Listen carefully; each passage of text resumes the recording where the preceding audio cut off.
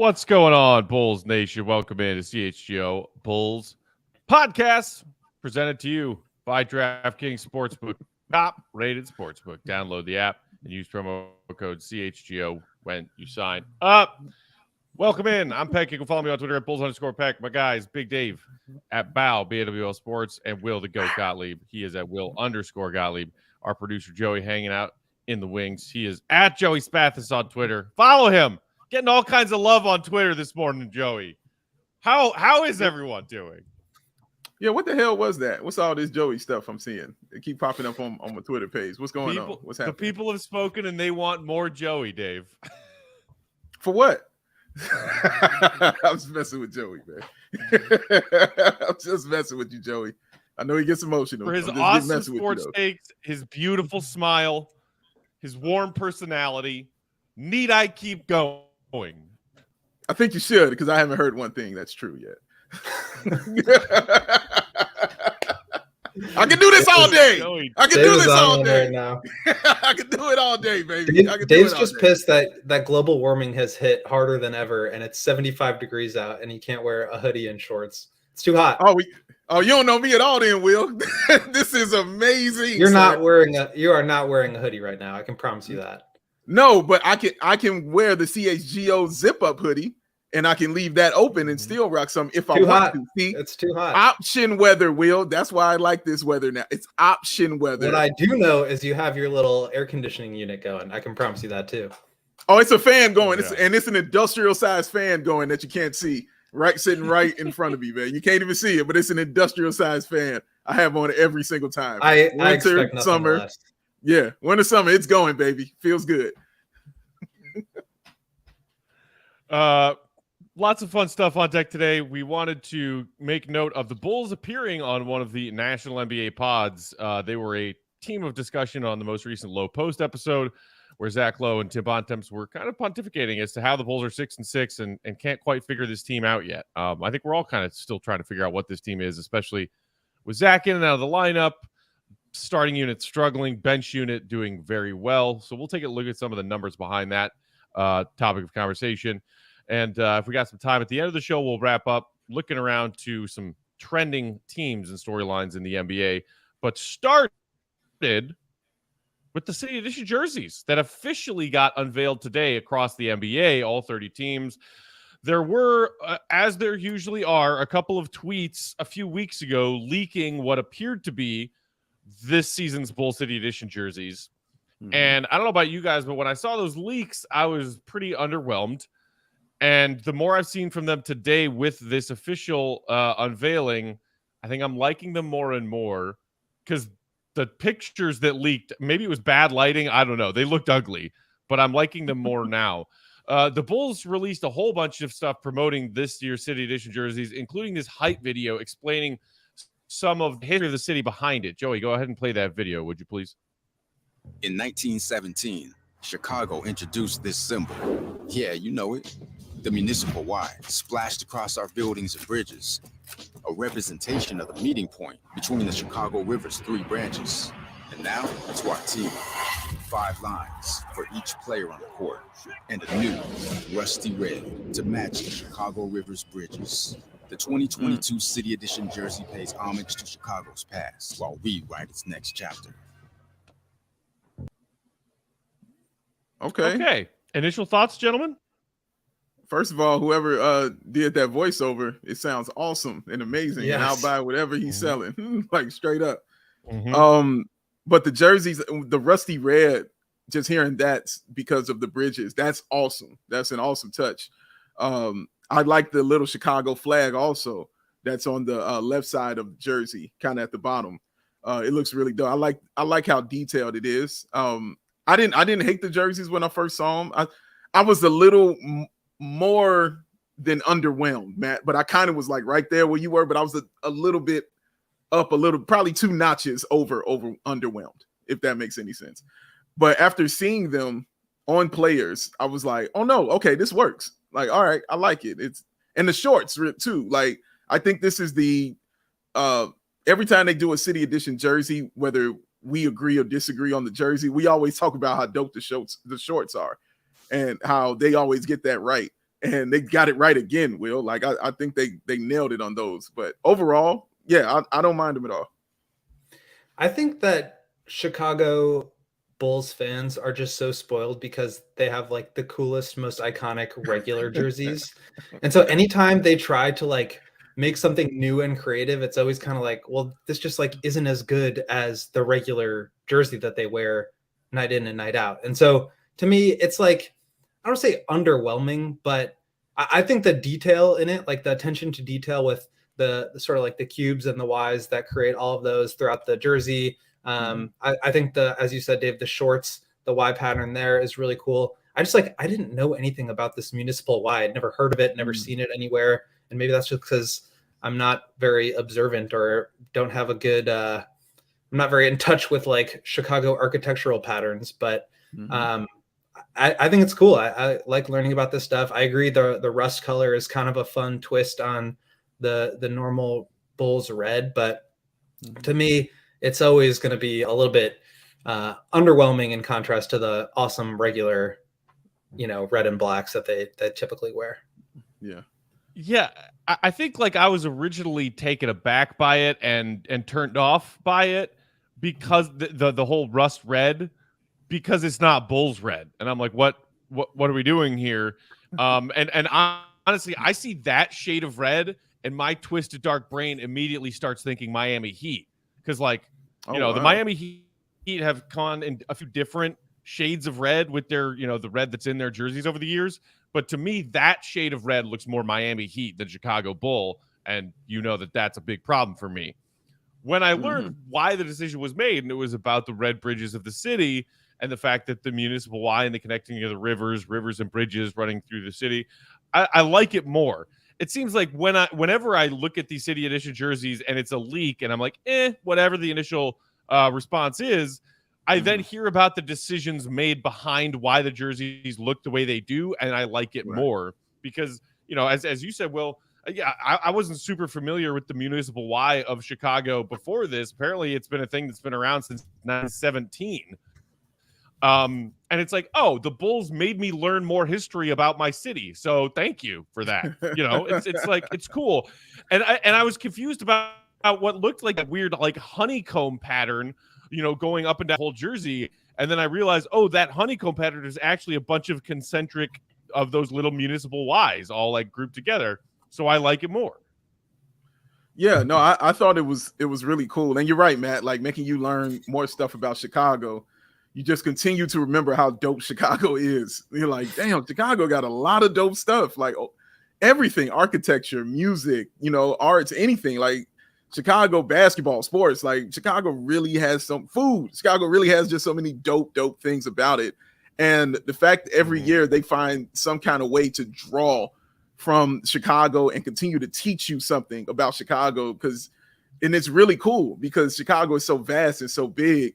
And so many things we don't know about it. Like next year they could probably go, with, I don't know, street signs or something. You know what I mean? Like they could do anything, with Chicago, because every year they do it, I learn something and I marvel at just how dope Chicago is. I really do. Yeah, I think that's a great point. And just kind of reiterating what I said earlier about the attention to detail with it. And I really like what you said, Dave, about just like it teaching you something. I think that really made me appreciate it more just than like the aesthetic itself. Yeah, hey, and I also saw the people in the comments shouting out the baby blues, man, as they favorite ones because the baby blues are it. I see you, Chirac, Bobby. The worst ones by far. The worst City Edition jerseys by far. You know what we should do? This offensive jersey that blinds you when you look at it and splotch a neon blue Bulls logo right on the chest. So dope. So dope. One of these days during the off season, we should do a draft of City Edition jerseys. Oh, I like this, Will. Yeah. I know what Matt's first pick is going to be. Well, my depending on where I am in the draft order, might either be last year's the red Chicago or those first ones they threw out that were white and had Chicago and baby blue across the chest. Those were dope. Which leads me to, I think, my last thought on these jerseys as far as like just what they look like. I have never been a fan of the Bulls when they go alternates that say Chicago in block print like that across the chest.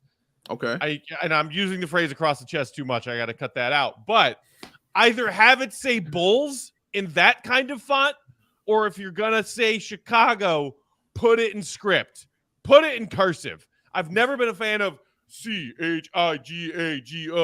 like across the front. I don't know what it is. Aesthetically, to me, it's not pleasing because I see Chicago and I want it to be in cursive on a diagonal.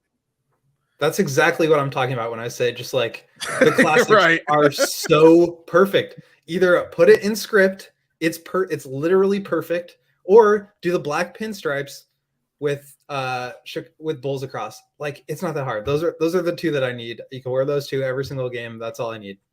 Now I could be wrong, but I feel like when it's written out like that, it's homage to the 19 either 50s or 60s jersey the Bulls 70s. 1960s 70s. and 70s jerseys that the Bulls were wearing. So I think it's more homage to that, and I like those. Like, I thought those were cool too. Like, I haven't seen a bad one. Like, I've seen ones I can say I wouldn't wear that, but I haven't seen one where I was just like, dude, that's just terrible. Like, I've seen other teams where I'm just like, this is terrible, but I haven't seen that from the Bulls yet. Matt, let me ask you guys. Go ahead. I was just gonna say, let me ask you guys this. Like, we're talking about the Bulls having very similar patterns across their jersey year in and year out. When you look at some of the other ones, some of these other teams, like the Warriors, did something really weird, having a gold rose at the bottom of theirs. Miami obviously has the weird. What is the word I'm looking for? The kidnapper font. The kidnapper font, exactly. I really like what the Timberwolves did, giving like streaks for different colors of their jerseys. But like, do you guys wish that the Bulls had, not to say all these teams always hit on these unique designs, but do you wish that the Bulls got a little bit like more creative and freaky with it? That's kind of why I like the blue one so much, is because they were different than any other Bulls jersey I had ever seen them do. Like, they just completely went away from the red. They completely went away from their regular colors and said, we're going to try this blue right here, but we're going to keep that bull right there because it's honestly the best logo going. So it's hard to mess up. And I just really, really liked it. So yeah, I'm not mad, Will, if they don't go straight too far from it or anything like that. I like when they take those chances because sometimes they hit, sometimes they don't. Sometimes when they do it regularly, it looks, blah, you know what I'm saying, and regular and cool. But sometimes when you take a risk, it looks really cool. But yeah, to answer your question, I don't know. I don't wish they did more. I'm comfortable with how they kind of do it. Yeah, I would say it would be fun to get creative and weird on occasion. Maybe the powder blue one is like the example there, but yeah, I mean, the Bulls just have such classic, iconic jerseys. It's hard to really mess with perfection. It's, taking a swing and going for something really weird and out there either ends up being awesome or terrible. And y'all know my opinion. When the Bulls did it with those blue ones, I thought it was terrible. But, okay, I can at least, respect the fact you took a risk and took a swing. But again, going back to what Will said, like, the Bulls' iconic look is iconic, and don't mess with it. If you don't have to mess with it, don't mess with it. Make certain tweaks, make throwbacks to previous generations of jerseys, because they don't have to make big swings. Whereas these other franchises that have been around not as long as the Bulls, or certainly have not established as global of a brand as the Bulls, make those big swings because they don't have anything that's iconic. So it's like, well, might as well try something else. Yeah. Matt Skizzy in the comments saying, bring back the St. Patty's Day greens. Dude, I was always a fan of those because I'm a St. Patty's guy. I have a green Blackhawks sweater, and I love it. I wear it once a year on St. Patrick's Day weekend, somewhere in there, St. Patty's Day weekend. If I were going to a Bulls game, St. Patrick's Day weekend, I would absolutely rep a Bulls, St. Patty's green jersey. Will, you're not a fan of those though? I just don't like them. But Joey, can you put that graphic back up with all the Team City Edition jerseys? I want to see which you guys have a favorite here, or like one that you think is terrible or awesome. I mean, you guys just brought it up, so I just want to go back to the Warriors one for a second, because I saw it and I was like, "Goo, that is ugly as shit. But then I went to Warriors Twitter to figure out why those jerseys are what they are. And just like the Bulls, I understand and gained a little bit more appreciation for it, because apparently the Warriors this year just went all about women's appreciation. So like the rows above where their jersey number is the illustrated rows representing women who change the game and lead fearlessly. The sun rays around the number circle symbolize the power of uplifting women. The rose at the bottom, the gold rose at the bottom, is symbolic of the women who are champions of our community. So like when I see that stuff, I'm like, okay, cool. Yay. Yay, Warriors. Yay, women's rights. But the jersey itself, I'm like, that jersey's ugly. That jersey is freaking ugly. I thought that way until I saw it on Steph Curry. And when I saw it on Steph Curry, I felt differently about it. I said, that might be cool. That's how I felt when I saw it. But Steph Curry can make a potato sack look good, though, Dave. Like that's fair. No, that's fair. You know what I mean? I might be rocking a potato sack because of it. But it looked right. It looked right when I saw that. Now, maybe if I see it on someone else and then like that, I might not like it. But when I saw players wearing it, and I've done that with several team edition jerseys, when I've actually saw players wearing it, I was like, oh, okay, I get it. That's cool. But there are some where I see players wear it, like, oh, that's trash. I don't like that at all. And a couple of them, the ones I don't like, are the ones who didn't try. And I didn't like Brooklyn's because I've seen it already. I didn't like Orlando's. That's what they wear all the time. That's literally not different from their regular all the time. Miami's, Miami's. We already saw that. The Knicks, again, that is a Tibbs alternate jersey. Tibbs is like, just pull out the black ones and let's go play ball. Like that's a Tibbs alternate jersey. So those I don't really care for. The Detroit one I thought was real dope. The Celtics one is very cool. Yeah, the Celtics one too. The Atlanta one I liked. The Celtics one reminds me of like the old Christmas Day jerseys. Yeah, exactly, and that's why I was feeling it. The Portland one I thought was real dope too. The Portland one's cool because it's a totally different colorway. Yeah, they just went completely away from it, and I was like, okay, I can rock with that right there. But yeah, those I truly enjoyed. But the ones who didn't try and put in the effort, those ones I had a real issue with. Oh, and Memphis, I like Memphis ones because, like Matt said, once I did research on it as to how they came up with that, and they basically just went and got all the hip hop royalty from Memphis to help design that jersey. So they really got like Project Pat and Juicy J and DJ Paul, everybody from 3 6 Mafia and Al Capone and NLE Chopper and guys like that. Joey knows what I'm talking about.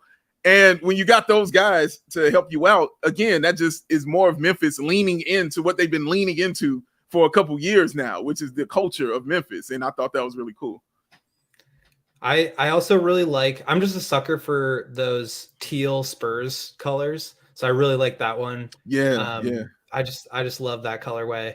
What are the other ones? Oh, the Philly one was kind of interesting with brotherly love on it instead of like, what if the Bulls had Windy City? I thought that's interesting. I'm not saying I love it, but it's interesting. I'm with Matt. Even that they made that like Benny the Bull like expanded logo where it's like there's smoke coming out of his nostrils and it says Windy City in the smoke coming out of his nostrils. Yeah, I've always hated that. Me too. Couldn't stand it. Me too. Hated it with a passion. And then some really awful ones for me. Comments asked. Go ahead. I was gonna say the Hornets one is like so weird. Okay. What are we doing here? Yeah. Okay. Yo, why's listen? So real quick, Juan asking in the comments, what is PDX? PDX is an abbreviation that Portlanders use, and I'm pretty sure it's also the call letters of Portland's airport. So like PDX, correct. Being Portland is a thing, which leads us to the Hornets CLT, which is, I believe, the call letters for Charlotte's airport. Correct. Do people refer to Charlotte as like, oh, going to hang out in the CLT this weekend? Because you know what you did, putters in big block letters on the front of your jersey, Hornets. You know what you did. That's not their fault. Like they didn't name the airport. They didn't give it the initials. It's not their fault. It's their fault that they didn't say no to the idea of putting those 3 letters on the front of their jersey. Let's be different. They didn't think everybody was going to be perverted about it. They just said, hey, let's be different. Let's be different with ours, man. And that's it. Because we were all totally calm and normal when the Bucks were like, hey, we got some jerseys. They say Cream City. And we were all like, what? First of all, no, Cream City is not the name of the airport at all. So that's just a nickname they come up. They did that to themselves.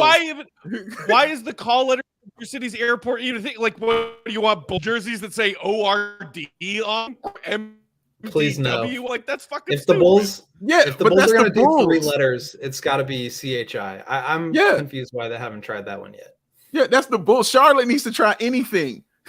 Like this is different. You know what I'm saying? Like they could try anything they want out there, man. Like, dude, they could have gone wrong either way, Matt. If they put HOR on there, people would think something was that. You know, why'd you put those 3 letters on it? Like people would have something to say about that. There's no way they can win. All right, they were in a tough situation. We're doing the best they can. So either put Charlotte or Hornets. If a 3-letter abbreviation isn't working out for your city and your team name, then don't do it.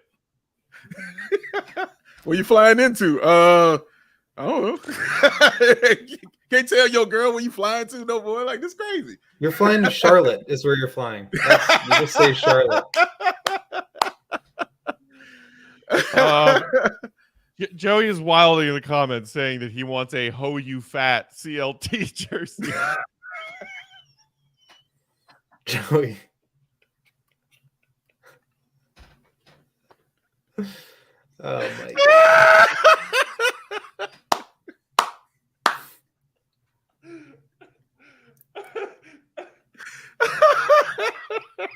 Yeah. See, I have the maturity of a 12-year-old, and I hear something like that, and I'm like, you can't put that on a jersey.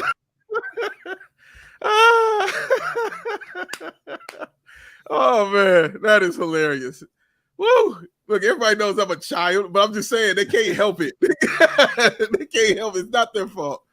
Oh man, that is awesome. That's funny as hell, Joey. Well done. So I believe the Bulls are going to be debuting these next week. I think maybe they've got a rematch against the Pels, and I think I saw that they're going to be wearing these jerseys for the first time in that game. They'll also be wearing them at home against Dallas. Okay. So we'll see how they look on the court. Can I ask? I wanted to ask Will this question quickly. Will, do you think the Bulls should change their court when they wear these jerseys like these other teams? That's right where I was going, Dave. That's why I love you, Matt. I guess I'm not super opinionated about that. I feel like it would be fun to do it every once in a while, but you run the same risk as trying something crazy with the jerseys, where if it doesn't go over well, you just look like you have a very strange court. But again, the Bulls like rarely change much about their jerseys and their court, so I think it's kind of fun to try. Okay. Yeah, bold swing can backfire though, because I love some of these alternate courts the teams have put out, but then you see the Brooklyn Nets court, and you're like, "Oh, gray and darker gray." God, yeah, I mean, to be fair, they're people normal run up courts, and down this basketball court, and I want too. to kill my. Like, oh man, basketball is fantastic.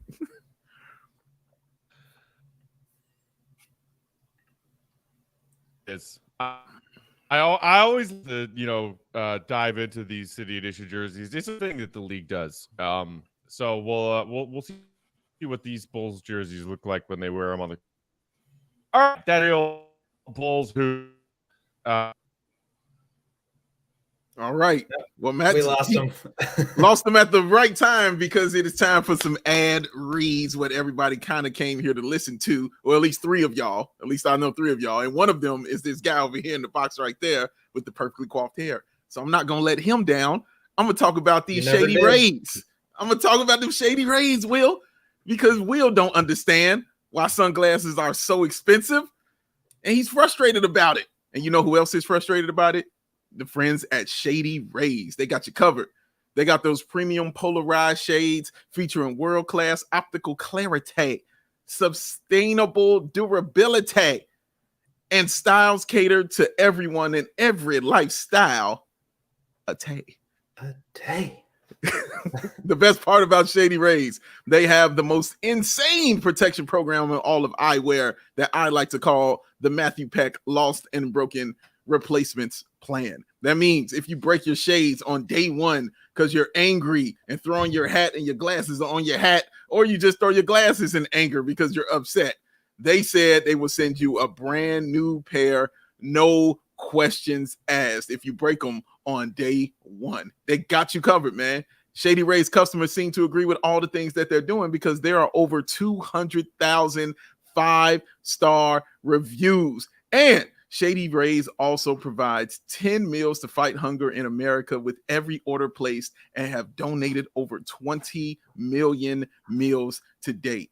That is just absolutely outstanding. So, exclusive to all our listeners out there, Shady Rays is running their deepest deal of the season. Just use that code CHGO for 50% off 2 or more pairs of awesome sunglasses, and you can get that at shadyrays.com. That is called a buy one, get one free. And Matthew Peck, what do they call that? BOGO, baby. That's a BOGO for the low, a 54-fold for show. Redeem only at shadyrays.com, where you can find all their newest and best shades. Shady Rays, because the Rays are shady. You guys, bye. ComEd. ComEd Energy Efficiency Program is committed to helping families and businesses in the communities we serve manage energy usage, lower those energy bills now and into the future. ComEd offers a wide variety of incentives on lighting and other efficiency upgrades to commercial, industrial, and public sector customers of all sizes across their territory. Customers can inquire about how to upgrade outdated lighting to energy and money-saving efficient LED lights, learn more about network lighting to operate your lights through your mobile device, and track your facility's energy usage, and more. Incentives have recently increased for indoor-outdoor lighting and networked lighting controls, making these projects even more cost-effective than before. So here's what to do. Visit ComEd.com/poweringbiz right now to start saving money and energy. To start a project, contact them at 1-855-433-2700. For more information, you can email businessee@comed.com or publicsectoree@comed.com. And once again, that main website, comed.com/poweringbiz, B-I-Z. All right, y'all. So moving along, Bulls were discussed on the most recent Low Post episode, and I, plugged my nose and channeled all of my willpower to get through listening to Tim Bontemps and his obnoxious voice and his questionable takes and his obnoxious takes, to listen to them say what they had to say about the Bulls. And it was honestly, I think, a pretty honest assessment for those who haven't listened to it. Go listen to it after you listen to us. Like, they basically were like, this team is 6-6. We don't know what yet. I don't think they know what they are yet. Surprisingly, they have one of the best defenses in the league, but the offense isn't working. The starters are losing and the bench is winning. What the hell is going on? So let's start there, because I think the honest assessment of what this Bulls team is through their first dozen games. Yeah, and I appreciate that honesty from them. Be like, you know what? We don't know what this is out here. It's very confusing. I found it surprising that they were that high up in defense. I did find that surprising. I didn't know it was that high. And that's really awesome. And that's a credit, honestly, to the bench. But also, I got to give credit to the first unit, because it's a team, ranking. It's not a bench or starter ranking. It's a team ranking. So I give credit to everybody involved with that. So, yeah, that's one of the reasons they have the 6 wins that they have, is because of the defense that they're playing. When they hit 3-point shots, they win games. That's also been documented as well. But they haven't done that a lot this season. And I believe only 3 games they have been over 10 threes made. And they won 2 of those games. And, yeah, so it's like the reason you can't understand or figure them out yet is because they're not whole yet. So it's hard to kind of assess them and understand what they are when the product isn't finished. Like, you can't tell me what the full course tastes like when you haven't had, you know what I'm saying, the main entree yet. You're still eating the appetizers right now. Like, they're not done, you know, and once they start getting guys back and back into the roles that they were kind of supposed to be in. So once guys, you know, come off the injury, so you still got Kobe to deal with. Drummond still has to work his way back. And just quickly, I wanted him to rest last game and then come back. But after I saw last game, I realized why he came back. It's to work a couple of those bugs out and then get some rest and then come back and then do it that way. So I'm okay with that as well. But then you got, like I said, Lonzo, you got Drummond, you got Kobe, and those guys have to come back and get healthy. And of course, Zach is getting healthy also, you know, with his knee. So it's hard to assess and know exactly what they are. But as far as where they are in the standings, Will, they're exactly where I thought they would be. The record might be different, but I thought they would be right there where they are, like a number 6, number 7 seed. They're right where I thought they would be. But yeah, it's hard to get a clear assessment because they're not healthy and whole yet. And to me, that's exactly why this team is not that confusing. I feel like everybody kind of just thought they were going to be a low-end playoff team or a high-end play-in team. They have flaws. They're well documented. They have guys missing out of the lineup. That's well documented. You know, Zach LaVine has played fewer games than we may have thought. Lonzo's still out. It's just like, it's an imperfect team. For them to be 6 and 7 right now, having played a pretty tough schedule, I think is fine. Like, and that's what they are. They're a fine team. I don't think anybody is confusing them with being a championship contender. Right. I think you're overlooking a lot of things if you think that they're going to be like a bottom 10 team. Like, I think that's just kind of silly. They're going to be somewhere in the 10 to 20 range. Hopefully it's closer to 10, obviously. But like, I think there's also, and Ricky and Jason were just talking about this on their podcast, Cash Considerations. And I think it's a good point and something that I certainly get roped into and sucked into a lot, which is like this idea of championship or bust. And I think Ricky said basically, like, the media, the national media loves a contender, and they love a team that's bottoming out for draft picks and tanking. And like, everybody else is just kind of like in the middle, and they're not sure what to make of that. For the Bulls, like, they don't have the luxury of just like being a contender. So few teams do. And I think they're doing pretty darn well with what they have. They're way better than they were down the stretch of last season. They're not quite as good as they were at the first, 2/3 of last season. But we all kind of knew that was going to be the case. I think for me, the defense has been a surprise. The bench has been a surprise. The fact that DeMar and Zach and Vooch haven't been as good of a trio as we maybe thought is not great. But like, statistically, they weren't that great last year either. And it was everybody else around them that helped elevate them. It was the defense when Lonzo and Caruso were playing at their best. It was some of the outside shooting that was going in at a super high rate when they were playing at their best. So like, to me, I get that like people may think that this is sort of a confusing team because they're not sure if they're good or bad. But I think it's kind of like the truth is in the middle. They're just like a good mediocre to good team. And it's like not that confusing to me. We got people in the comments who say that they are not, necessarily a fan of the national NBA takes. Old Buckner is saying, I swear if half of what they say is just regurgitating bad takes on Twitter and not actually watching the games. Chirac Bobby saying, I don't pay attention to NBA national media, especially after their horrid takes from last year. Look, and I totally get that. Bulls fans who want to get the coverage of their team from people who are here in Chicago and watching this team play every night, that makes sense. But it was an interesting jumping off point because what they were discussing were what you were just mentioning, Will, which is the actual numbers behind who's performing well and who's not on this Bull squad right now, and especially that trio of Zach LaVine, DeMar DeRozan, and Nikola Vucevic, theoretically your 3 best players, and then also around them, they're starting 5, which have not been great. Joey, do you have those number splits I sent you earlier today that we could take a look at? Because, they're pretty shocking. So there you see at the top, they're starting 5 when people are healthy. It's just barely in the net positive range of plus 1.4 per 100 possessions. Then, if you look at 3-man lineups, Zach, DeMar, and Vooch, negative 9.1, whereas, and I just picked this one from a bunch of different 4-man lineups that were mostly bench players. There, see the four-man combo of Dragic, Drummond, Caruso, and Derrick Jones Jr. by comparison, plus 40, nearly plus 41 per 100 possessions.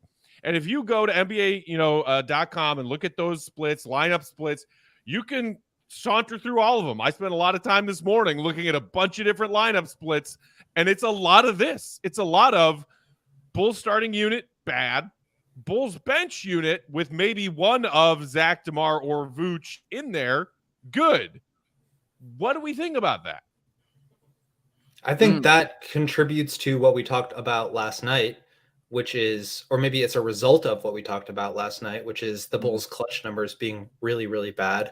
And again, like, I think when teams overperform early on in the season, people say, look at how much better they are than we thought they were going to be. And when teams underperform, it's this team sucks. But it's never like, well, this team was really good last year and they're just working their way into being the best version of themselves. Like, the Bulls are not clicking on all cylinders right now. I think that's fairly obvious. One of the things that Bontemps mentioned was like the Caruso and Dragic lineups are not going to be this good. I think that's fair to say. Like, they are not going to be this good. They're not going to be plus 40. That's like insane. It's impossible. But I think by the same vein, you have to also expect that there's going to be some positive regression for the DeMar Zach lineups. And the fact that there are versions of that lineup, like the one you had there, Peck, which is Ayo and Patrick with them being a net positive. I mean, it's like a top 15, top 12 kind of number plus one and a half net rating. Like, I think we're going to see that improve, and hopefully Lonzo comes back and you slide guys down in the rotation and things just start to look a little bit better. You're not relying on Caruso to provide you offense, which we know he's struggled with. You're not relying on, 28 minutes, 30 minutes out of Javonte Green. It just takes the pressure off of everybody. And yeah, I think it's clear when, I'll say this, the national media, especially Zach Lowe, I think does as good a job as anybody can do watching and getting to know all of these different teams. But at a certain point, like, there's only so much basketball you can watch. And so you have to rely on, maybe one out of every 4 games that you're able to watch and, combining that with some of the numbers, but you just don't see everything. And I think I've seen a lot that would suggest that the Bulls are actually in a lot of ways better than I thought they were going to be this year, despite the record. I think they've got some stuff to work through, like that clutch stuff that we talked about last night. But I'm not like I said, I'm not confused about this team. I think they are kind of who we thought they were, to make a Bears joke there. But I still think they have room to improve. Those are who we thought they were. They're who we thought exactly. They were. Will, you and if you want to crown them, then crown their asses. Crown their ass. Will, I think you hit everything right on the head. If you had a collection plate going around, I would have put some money in it. That everything was really on point with what you just said right there. And the key, I was just waiting for you to say Lonzo. I was like, because everything I was looking at, it was like, oh yeah, well, we're gonna put Lonzo in there, and then we'll see what those numbers look like. That's all I was thinking the entire time. And he's the one. He makes everything kind of go and spreads everybody out and puts everybody in their right position where they need to be. We know what he's going to bring. But in the meantime, you've got to tread water. And that's just what the Bulls are doing. That's really all they're doing, man. And guys are trying to get familiar with playing with each other, what each other likes, where each other needs to be, because guys are on the floor for the first time in a long time with each other at one time. You know what I mean? Like, Patrick Williams wasn't there at all. So, you had to figure that out. Zach LaVine was in and out the lineup a lot, last season. You know what I mean? With COVID, with the knee, with the, like, it was weird. You know what I mean? He was in and out. Vooch was out with COVID. Like, guys are figuring each other out. And Ayo's in a whole new position, being the starting point guard.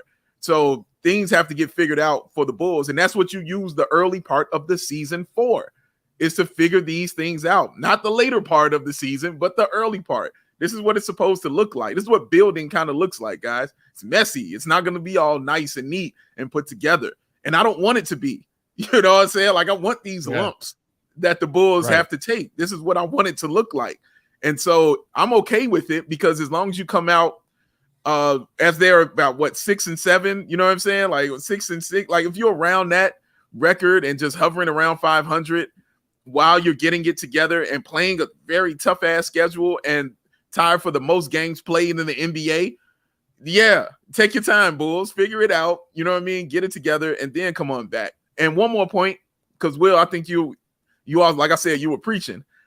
When you were talking about the national media and not being able to watch all the games, when I was on Locked On, I used to do Locked On NBA.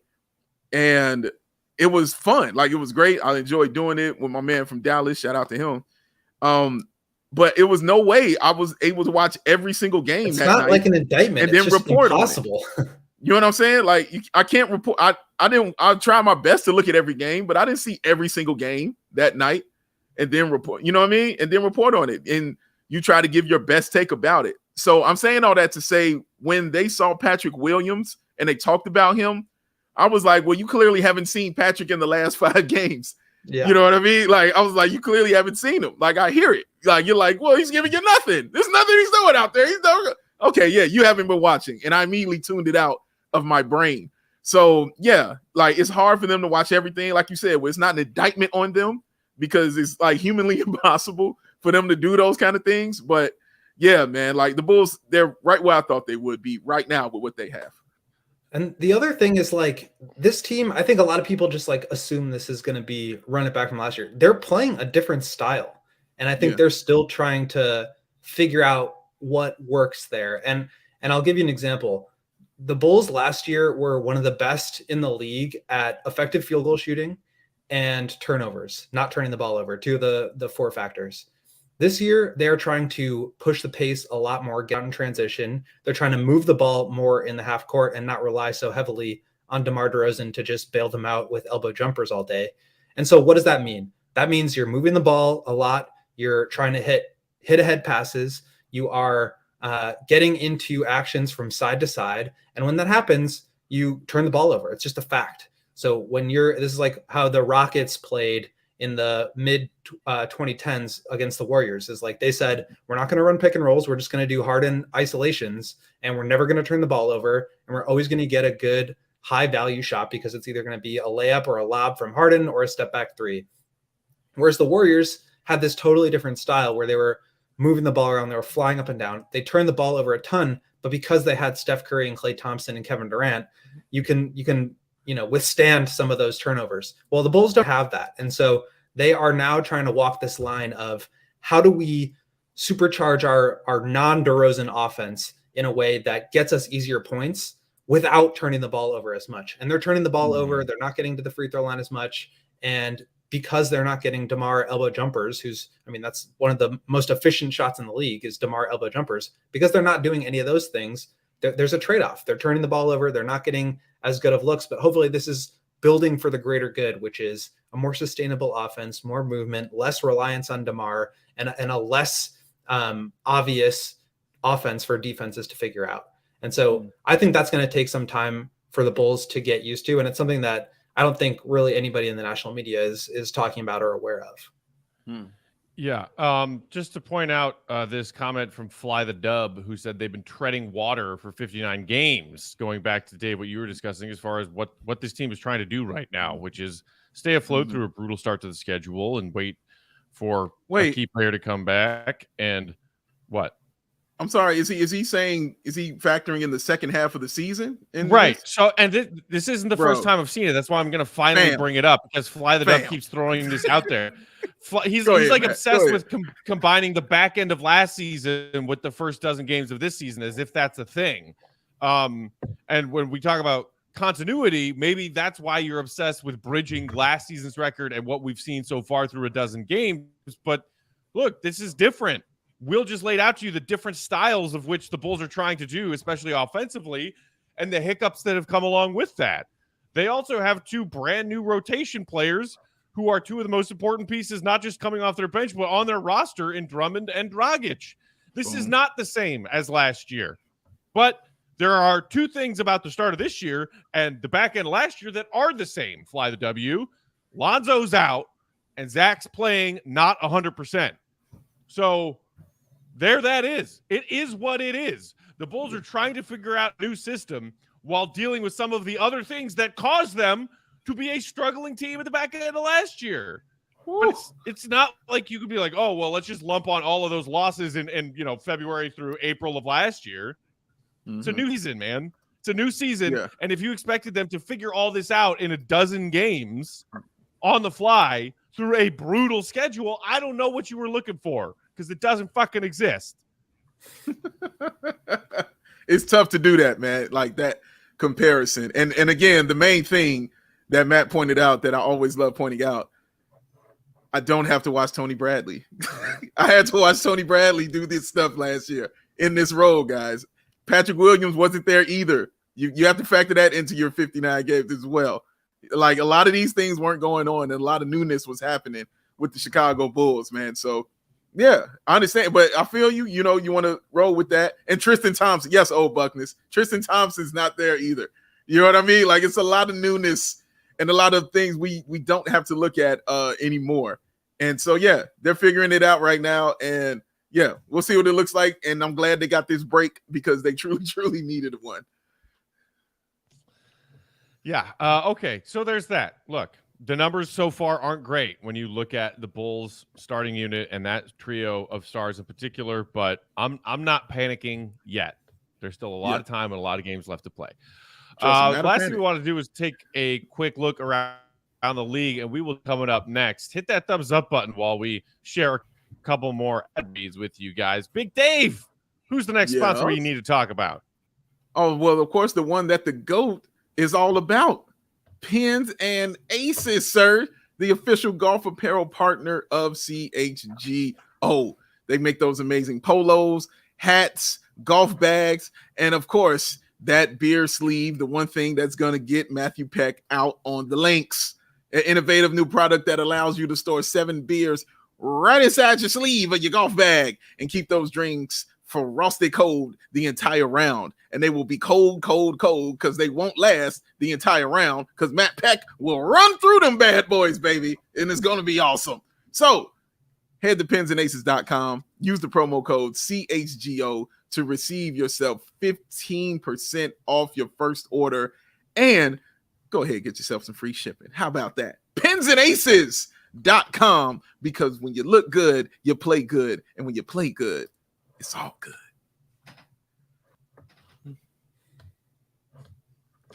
Today's episode also brought to you at DraftKings, America's top-rated sportsbook. You know about that awesome deal they have. We've been telling you about it. Any money line, $5 free bets if your team wins. In-game parlays, 100% bonus on those payouts.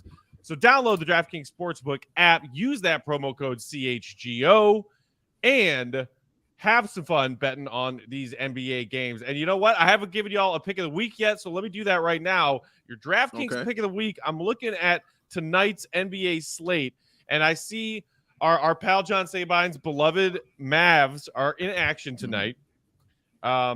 They are taking on the Washington Wizards. Second night of a back-to-back for Luka and the Mavs, coming off of a somewhat shocking and ugly loss to Orlando last night. The first game of the season when Luka looked somewhat human. 24-6-6, which for Luka is like trash, right? So far this season, because, by the way, Luka's averaging 35-8-8. He is averaging 35-8-8. So I don't know what the deal was with the Mavs last night against the Magic, but I hate to do it, and I might regret it, but I am confidently right now taking the under on Luka Doncic's combined points, rebounds, and assists tonight, which is set at 49.5. A ridiculously huge number until you realize when you add up 35-8-8, that's more than 30. That's more than 49.5. But I don't know what it was. Luka looked human last night, and now they're playing on the second night of a back-to-back. Also, the Wizards, somewhat under the radar quality defensive team so far. They're just outside the top 10 in the NBA in defense right now. Maybe they'll give him some trouble. I'm shading on the underside of Luka's combined points, rebounds, and assists. That is my DraftKings Sportsbook pick of the week tonight. My dear friend John, I apologize, and a little piece of me hopes I'm wrong, but I also like making money. So He does. I cannot get over Luka's averages through their first 10 games. It's insane. It's insanity, man. It's stupid how good he is. It's really ridiculous. He's fun, so much fun to watch. When you look at a dude's stat line, you see he has 24, 6, and 6, and you're like, ooh, bad game. Like, what is that? Tough night. And I don't think Paolo played that game either for Orlando. I think the rookie was out. Mm-hmm. Still got the win. Still got it.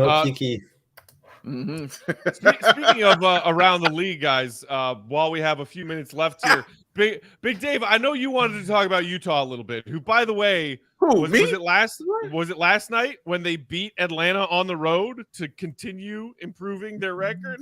He still got the Lowry hot sauce. Yeah, got my sauce, baby.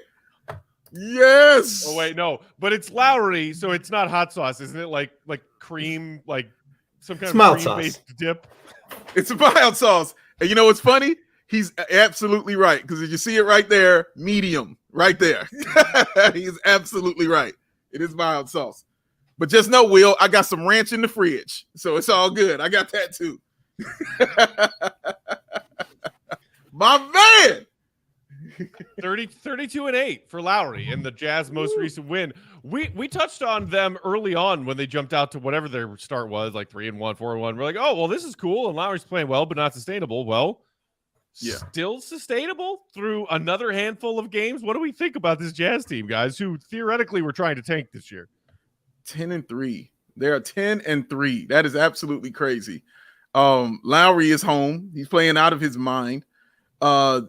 Jordan Clarkson is hilarious. That man is a walking black hole, and I love it. Like, you give him the basketball, you ain't getting it back. Like, it's just that simple. The only place you're getting it back is taking it out of the hoop or getting a rebound. That's the only place you're getting it back for Jordan Clarkson, man. But I think Conley, long lost brother. Yes, exactly. I think Conley has also been a calming force for them as well. At point guard, and I love when he's healthy. Like, it's just always been hard for him because he's always been historically hurt throughout his career, but he's been relatively healthy playing in Utah. But yeah, he's been a calming force for them. And Kelly Olynyk has also just out of nowhere been really, really good for the Utah Jazz, man. But it starts and it ends with Lowry, man. He's playing confidently. He's talking shit when he's hitting threes now. Like, he's dunking on people, he's blocking shots, getting rebounds, running the floor. Like, he just is having real fun out there. That's what's going on with him right there. What up, D-Maze? I feel like a lot of times people bring totally new teams together, and the Bulls are a good example of this from last year. And just like, it clicks, it works. And that's kind of how I feel about the Jazz. The Mike Conley point is a really good one, and I think we've seen a little bit of that with Goran Dragic, of like the importance of just having a really good point guard, like true point guard out there. I like the way they space the floor. I like the way they move. Will Hardy has been just like a really, really good coach for them. Jared Vanderbilt is awesome. I'm a huge Jared Vanderbilt fan. And they have talent. They just like have a bunch of guys. And I mean, yeah, what are they, 10-3 right now? Third in the league in net rating? Like, are they fourth in the league in net rating? Are they going to actually tank, or are they going to like go for it here? Because right now, Lowry's looking like an all-star, maybe an all-star starter. And I mean, it's wild. Like, you would have never expected that. You think they're all in on the Wembanyama sweepstakes, but they got a boatload of picks from Minnesota, and Minnesota is 5-7. It's crazy. It's just, I can't believe it. And look, the other thing about this is, and I saw Bulls Twitter's been going crazy about Lowry recently, and it's a dark conversation for a lot of reasons, and I don't want to relive all of that. Wow. But the whole, like, you know, what did the Bulls try to make him into, and whether or not they supported him and you know, put him in the right spot to be a star that some of us believed he could be. But the thing that I think of when I'm looking at what Lowry's done so far that's a little surprising, you mentioned that, like, yeah, he's like, you know, drilling threes and yelling at people about it, Dave. But that, like, sadly, the end of the Lowry phase in Chicago, all we saw was him standing around the perimeter and occasionally jacking up a three. Yes. And we were so disappointed, those of us who saw other elements to his game and believed that those could be there consistently. And then instead what they did was disappear entirely. His 3-point percentage this season compared to his career average is actually down a couple points. He's a career 36-something shooter. This season so far, he's only a 34% shooter.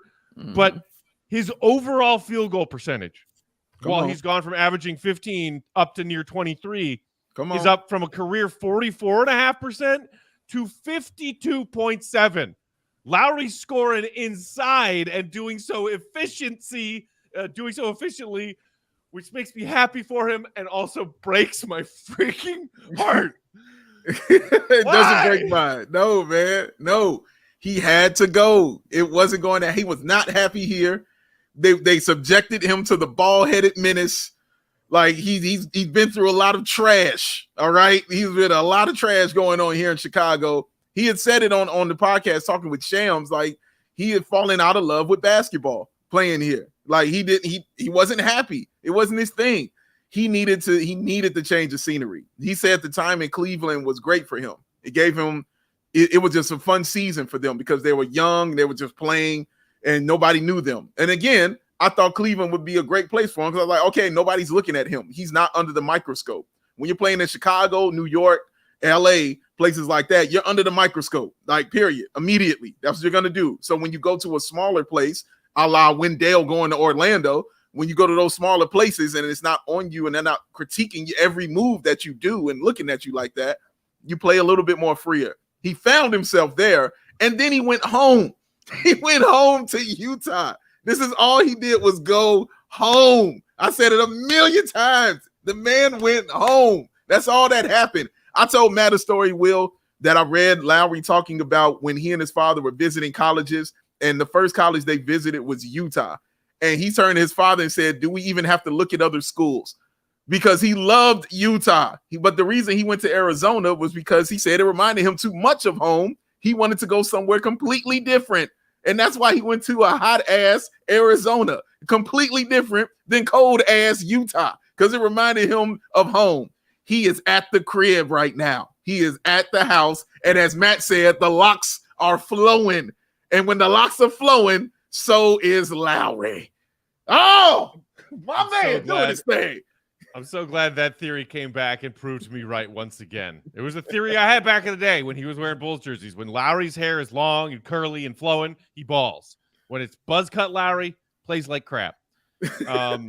At Fly the Dub, I see you. You're still trying and still failing. Peck, regarding Lowry, it's only been 13 games. Yeah. Did I just tell you that I've anointed Lowry as the MVP of the league this season through 13 games? No. I'm going to wait and see what happens with the other 69 games. Just like I told you about the Bulls, just like I told you last night. Oh, Lord.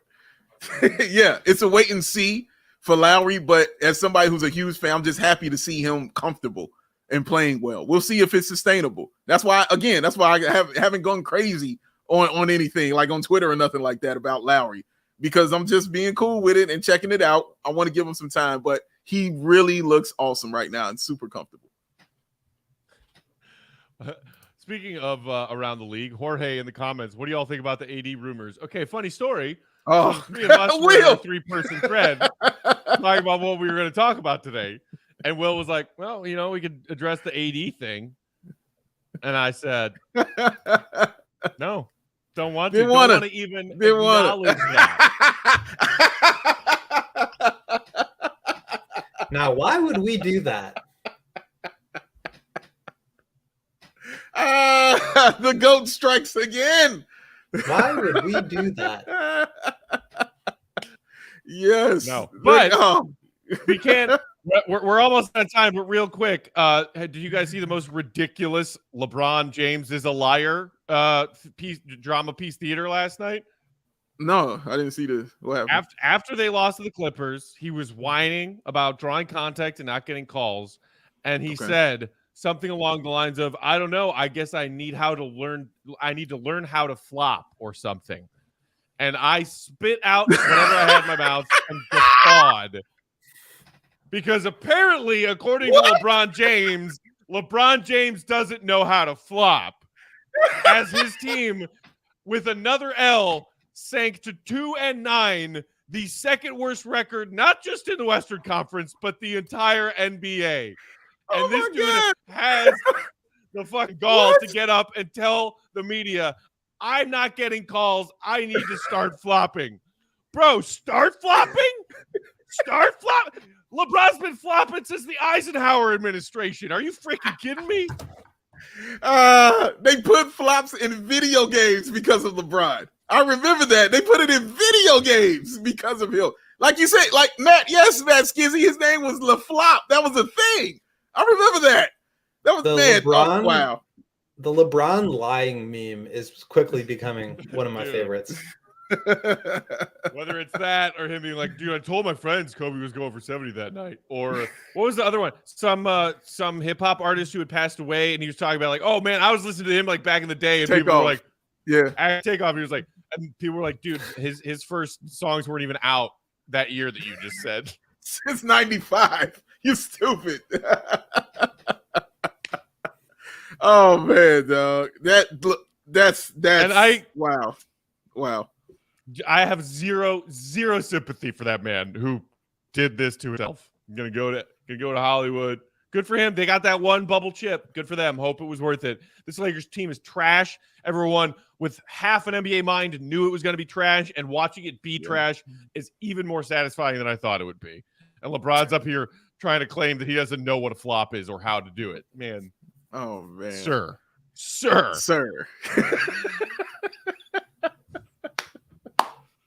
Oh wow. All right. That's it. I got nothing left. Oh my gosh. I kind of wish I could watch the Lakers lose again tonight, but they're not playing tonight. It's a damn shame. We are out of here. We are off tomorrow and Friday. And then we'll be back for Bulls on Sunday. We got a Bears tailgate again on Sunday before Bears Lions. Check out the link. There's an Eventbrite link on our website, allchgo.com. Come hang out with us. Because of Bears postgame, once again, we won't be pregame for that Sunday game against the Nuggets. We will there for y'all for postgame. So we will talk Justin Fields. In the meantime, you can hit us up on Twitter, Bulls on the Peck, Bow, BNWL Sports, Will_Abe, at Joey Spath, _Bulls. Make sure you're reading everything that this man, Will the Goat, is writing for us at allchgo.com. And enjoy the start to your weekend. Joey, are you working on CH Joey, the recurring segment? Are we doing that? Let's get it ready for the next show. CHGO. That's what I thought. I have been feverishly preparing since I woke up this morning and saw that tweet. Shout out to my guy, Gary. Just give me the spotlight and I'll take it from there. Dude. I also made this and I wanted to put it on the screen. I don't know why. Love it.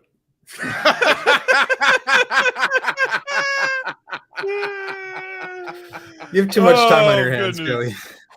That's gonna take us out. Everybody, hit that thumbs up button if you haven't already before you leave. And we appreciate y'all for tuning in as always.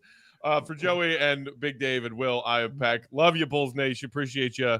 We'll talk to you Sunday. See Red, be good.